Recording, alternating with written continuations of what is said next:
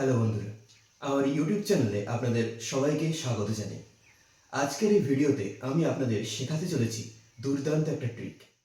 আপনার কাছে যদি কম্পিউটার বা ল্যাপটপ থেকে থাকে তাহলে এই ভিডিওটা একদম আপনারই জন্য। অনেক সময় কি হয়, আমাদের অনেক মোবাইলের ডিসপ্লে নষ্ট হয়ে যায়। তো সেই সময় কিন্তু আমরা মোবাইলটাকে আর কোনোভাবে ব্যবহার করতে পারি না ডিসপ্লে রিপ্লেস না করা অবধি।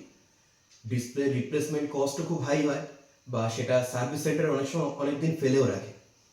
তো এর মধ্যে আপনি আপনার দরকারের জন্য মোবাইলটাকে কিভাবে ব্যবহার করবেন, আপনার এটা করার জন্য প্রয়োজন হবে একটা সফটওয়্যার এবং একটা ডাটা কেবিলের। ব্যাস, এতেই কমপ্লিট। তো কিভাবে করবেন পুরো স্টেপ বাই স্টেপ আমি আপনাকে কম্পিউটার স্ক্রিনে গিয়ে বুঝিয়ে দিচ্ছি। ভিডিওটা দেখতে থাকুন। সবার প্রথমে আপনারা গুগলে চলে যাবেন। এখানে গিয়ে সার্চ করবেন SCRCPY লিখে। প্রথমেই আপনারা গিট হাবের একটা ওয়েব পেজ পেয়ে যাবেন। এখানে ক্লিক করবেন। ক্লিক করার পরে একটু ডান দিকে লক্ষ্য করবেন, এখানে দেখুন SCRCPY লেটেস্ট ভার্সন রয়েছে 3.1।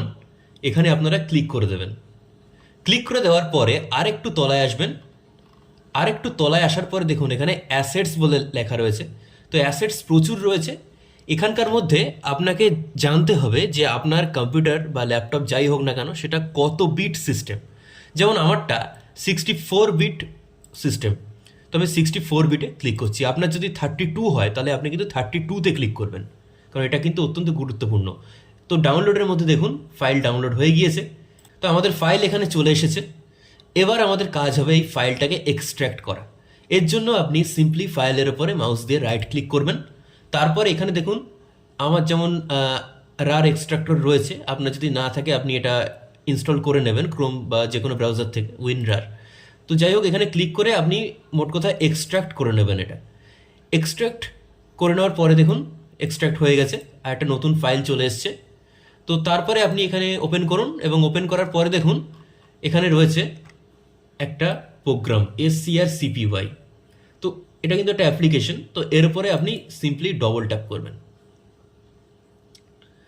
ডবল ট্যাপ করলে ঠিক এমনই একটা ইন্টারফেস আপনি দেখতে পাবেন। এবার আপনার কাজ হবে আপনার মোবাইলকে পিসির সাথে কানেক্ট করা। কিভাবে করবেন চলুন দেখিয়ে দিই। মোবাইল ইউএসবি দিয়ে কানেক্ট করার পর এরকম ইন্টারফেস দেখতে পাবেন। এরপরে প্রথম অপশনে ক্লিক করবেন ট্রান্সফারিং ফাইলস ভায়া ইউএসবি। এখান থেকে file transfer /Android auto select করে নেবেন। এরপর আপনার মোবাইলের সেটিং অ্যাপ ওপেন করবেন। সেটিং অ্যাপ ওপেন করার পরে এখান থেকে খুঁজে নেবেন অ্যাবাউট ফোন অথবা অ্যাবাউট ডিভাইস। এটা বিভিন্ন ফোনে বিভিন্ন নামে থাকতে পারে। আমার ফোনে অ্যাবাউট ডিভাইস রয়েছে, ওপেন করে নিলাম। তারপর স্ক্রল ডাউন করে ভার্সনের ওপরে ক্লিক করবেন। ভার্সনে ক্লিক করার পরে পেয়ে যাবেন ভার্সন নম্বর। অনেক ক্ষেত্রে এটা বিল্ড নাম্বার নামেও থাকতে পারে। এর ওপরে আপনাকে টোটাল 7 বার ক্লিক করতে হবে পরপর। তো এখন আমি ক্লিক করছি 7 বার। দেখুন আমার এখানে একটা মেসেজ শো করছে, no need, you are already a developer, কারণ আমার এই অপশানটা অলরেডি এনেবল করা রয়েছে। তো যাই হোক, আপনারা এভাবে এনেবল করে নিয়ে আবার সেটিংয়ের হোম পেজে আসবেন। হোম পেজে আসার পরে ওপরে সার্চ বারে গিয়ে লিখবেন ডেভেলপার।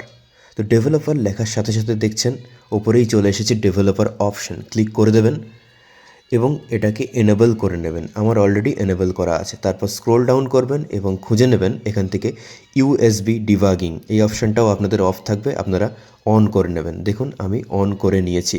এরপর আপনার ফোনে একটা নোটিফিকেশন যাবে, সেখানে চেক মার্ক দিয়ে ওকে করে দেবেন। এবার আপনি ওই অ্যাপ্লিকেশনে ক্লিক করে দেবেন কম্পিউটারে। দেখুন আমার স্ক্রিন কিন্তু শেয়ার হচ্ছে এবং লাইভ শেয়ার হচ্ছে, এবং আমি কিন্তু মাউস কিবোর্ড দিয়ে এই ফোনটাকে পুরোপুরিভাবে অপারেট করতে পারছি। আশা করছি আপনারা সম্পূর্ণ বিষয়টি বুঝতে পেরেছেন।